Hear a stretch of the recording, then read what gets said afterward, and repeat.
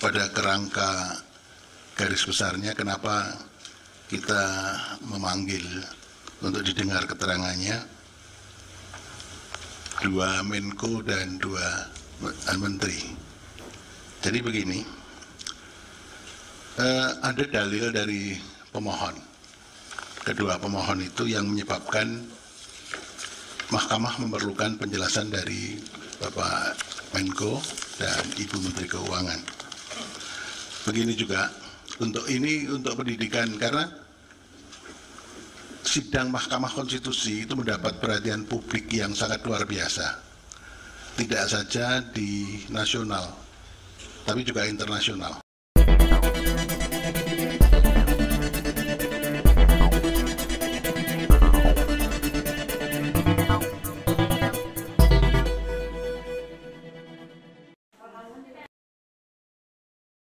Saya lebih banyak mengaitkan ini dengan permohonan kedua pemohon ini, baik permohonan nomor 1 maupun permohonan nomor 2. Ini Bu Menteri, Pak Menko, ini ada salah satu tabel yang di kedua permohonan itu sebetulnya ada, yang mencantumkan list perjalanan presiden. Ini karena dua permohonan ini lebih banyak bergeraknya ke presiden ini sebetulnya. Karena dalilnya bertumpu di sini. Jadi kami harus menanyakan, apa sih kira-kira yang jadi pertimbangan presiden memilih misalnya ke Jawa Tengah itu lebih banyak kunjungannya dibandingkan ke tempat lain. Ini yang berkaitan dengan kunjungan yang ada pendistribusian bansosnya. Nah, itu yang didalilkan oleh pemohon. Nah, kalau ini kami bisa dibantu menjelaskannya, itu akan lebih mudah kami, apakah yang didalilkan pemohon itu bisa dibenarkan atau tidak. Nah, tolong kita dibantu ini oleh 4 menteri ini berkaitan dengan. Assalamualaikum warahmatullahi wabarakatuh. Kawan-kawan sekalian, kembali kita berjumpa di Jejak Semesta 65. Semoga Tuhan senantiasa memberkati kehidupan kita dan seluruh keluarga dan orang-orang yang kita cintai. Saudara sekalian, soal Pilpres, dinamika soal Pilpres ini belum selesai dan sekarang masih bersengketa di Mahkamah Konstitusi. Dan saudara sekalian, sengketa di Mahkamah Konstitusi kita memang kita mengikuti sudah pada tahap yang mungkin boleh dikata pertengahan, bahkan sudah lebih banyak miring ke arah mengambil keputusan nanti tanggal 22, rencana tanggal 20 April yang akan datang. Tetapi rentetan saksi-saksi dan para ahli yang diajukan oleh paslon 01, 02, 03, 02, 03 itu sudah dilakukan dan hari ini kita saksikan pemanggilan dari kehadiran para menteri, beberapa menteri, 4 menteri, 2 Menko dan 2 menteri teknis. Yang pertama adalah Menko sumber daya, Menko Pak Muhajir Effendi itu, Menko Sumber Daya Manusia dan Kesejahteraan, kalau tidak salah itu menteri yang membidangi tentang kesejahteraan. Kalau dulu namanya Menko Kesra. Kemudian yang kedua adalah Menko Perekonomian Pak Erlangga Hartarto, yang juga sekaligus juga sebagai Ketua Umum Partai Golkar hari ini. Kemudian ada Menteri Keuangan dan Ibu Risma, Menteri Sosial. Dan itu semua terkait dengan pemanggilan para hakim Mahkamah Konstitusi terhadap mereka dalam kaitan klarifikasi untuk memberi penjelasan tentang bansos yang dianggap gila-gilaan oleh masyarakat, terutama para pengamat politik maupun pengamat ahli hukum tata negara, yang juga banyak mengkaitkan itu dengan kemenangan pengucuran bansos 2024 itu yang dianggap luar biasa, dianggap juga mempengaruhi kemenangan Prabowo Gibran dengan angka 58%, dan itu dianggap bagian dari kecurangan, tidak fairan dalam pemilu 2024 kemarin. Saudara sekalian, hari ini misalnya ada di dalam pemberian keterangan yang dilakukan oleh baik itu Menteri Erlangga Hartarto, kemudian ada Ibu Menteri Keuangan, kemudian ada Pak Muhajir, Menko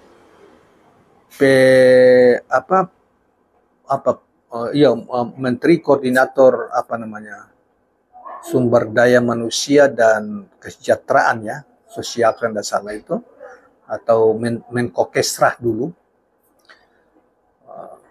itu telah memberikan keterangan dan ada beberapa bagian yang sebetulnya berbeda keterangan itu antara satu menteri dengan menteri yang lain, terutama dengan Menteri Sosial misalnya. El Nino misalnya, Menteri Sosial mengatakan dia tidak mengusulkan anggaran tentang karena El Nino atau bansos dan sebagainya.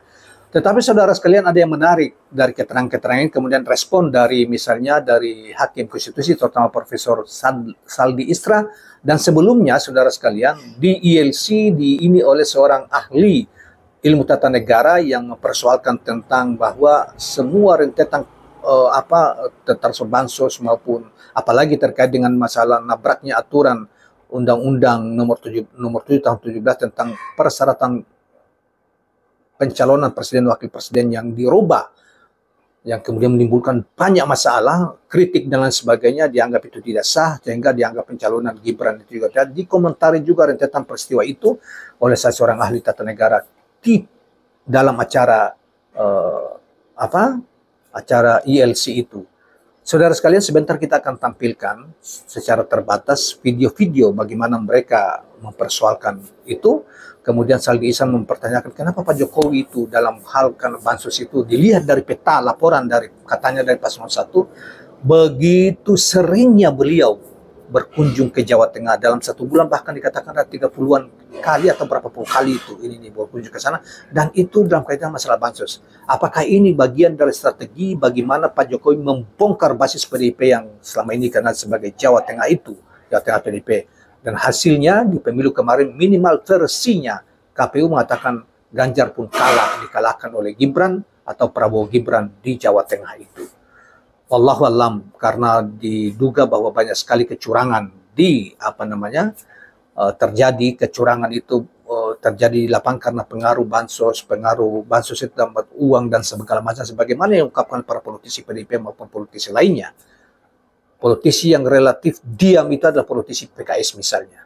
Selama ini ya relatif diam, relatif hampir tidak pernah menyikapi, walaupun mereka tahu bahwa ini juga terjadi juga di Pilpres yang akan datang, dan itu yang dilakukan oleh para penguasa. Oleh karena itu saudara sekalian,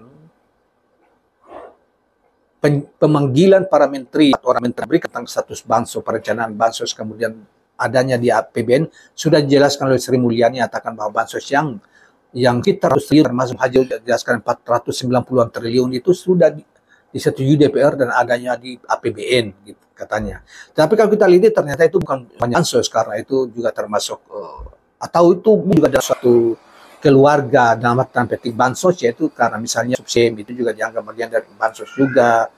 Kemudian yang selama ini dikenal bansos itu kan hanya terkait dengan di Kementerian Sosial, walaupun kita tahu bahwa Kementerian Sosial mengatakan di hearing DPR beberapa waktu lalu yang mereka usulkan dan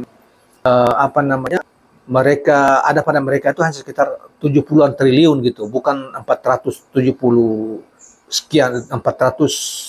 sekian triliun, hampir nyaris menyentuh angka 500 triliun sebagaimana dijelaskan Pak Muhajir tadi. Jadi aspeknya banyak sekali, termasuk BBM, bantuan-bantuan apa itu dianggap sebagai bagian dari bansos semua, sehingga angkanya segitu itu, bukan hanya beras dan misalnya uang cash ya itu yang dianggarkan begitu besar, dan seakan-akan mereka core misalnya dengan Menteri Keuangan sama saja bahwa itu sudah disetujui oleh DPR. Nanti kita lihat apakah DPR ada yang setuju dalam penjelasan mereka itu atau tidak. Nanti ada reaksi berikutnya, apakah itulah yang disahkan oleh DPR ataukah yang lainnya. Nah, tetapi kenapa orang juga melihat bahwa di dalam pembagian ini Pak Jokowi begitu aktif ya, seakan-akan sampai dibagi-bagi di depan istana, itu yang kemudian ditanyakan juga oleh Pak Profesor Saldi Isra. Apakah yang dibagi-bagi di istana itu juga bagian dari bansos yang masuk dalam PBN atau bagaimana? Padahal yang dibagi di sana itu kan orang lalu lalang itu, orang pakai ojek misalnya dibagi ke mereka ojek itu ya. Apakah bukankah bansos-bansos itu juga terdata bagi mereka yang betul-betul berhak untuk menerima bansos itu? Bukan tidak, mungkin juga banyak ojek yang tidak berhak gitu loh, tidak terdata.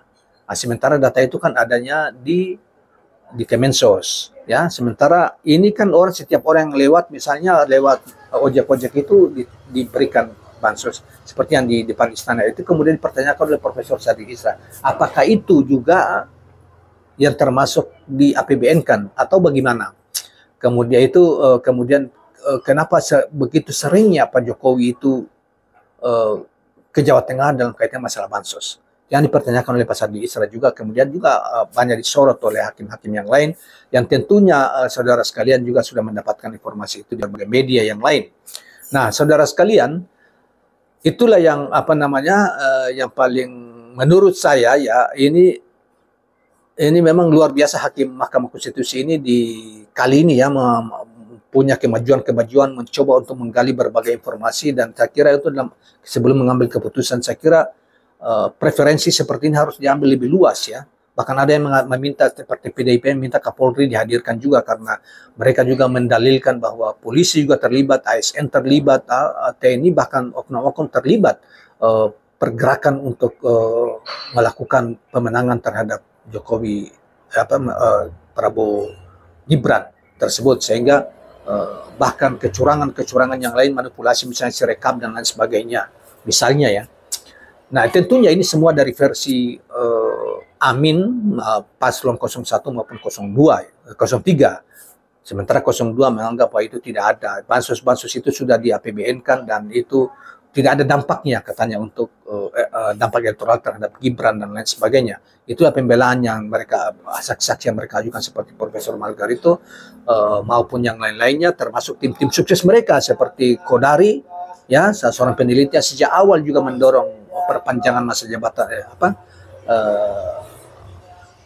pertamanya itu Prabowo Jokowi dan lain sebagainya, kemudian mereka yang dianggap perancang opini kemenangan Prabowo 5 quick count dan lain sebagainya yang menghasilkan 58% dan lain sebagainya, yang kemudian juga menampilkan tim suksesnya yang lainnya kemudian tampilkan sebagai ahli di sana di acara kemarin, dan hari ini